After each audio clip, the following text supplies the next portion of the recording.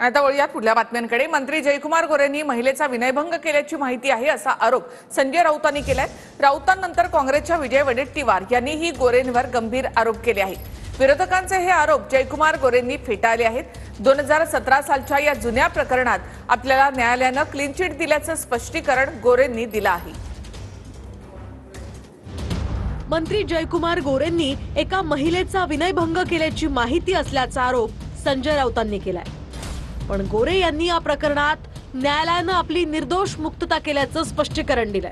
सातारचे जयकुमार गोरे यांच्याबाबत एक अत्यंत गंभीर इतिहास काळातले छत्रपती शिवकाळातले सेनापती हंबीरराव मोहिते यांच्या कुटुंबातल्या एका स्त्रीचा या मंत्र्यानं कसा छळ आणि विनयभंग केलेला आहे या संदर्भातली माहिती समोर आली आहे। संजय राऊतांना तपासलं पाहिजे। पहिला विषय माझं म्हणणं एक समजून घ्या की 17 सालचा विषय होता, गुन्हा दाखल झाला, राजकीय गुन्हा दाखल झाला, जो झाला तो झाला। या कोर्टाने निकाल दिला 2019 साली, आता त्याला 6 वर्ष झाली निकाल देऊन, आणि 6 वर्षानंतर हा विषय आता समोर आलेला आहे। मला माहिती नाही का यांनी समोर आणला किंवा का विषय आणला।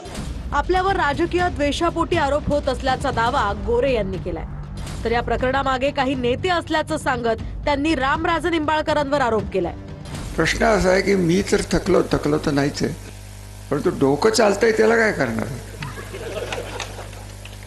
डोकं जोपर्यंत आहे तोपर्यंत मी नका काळजी करू, खुर्चीत बसून संपवेन। माझं डोकं चालतं, मी खुर्चीत बसून संपवेन, अशा पद्धतीची काय व्यवस्था आहे, काय डोके आहेत ते याच्या मागं आहेत, मी आला सांगेन।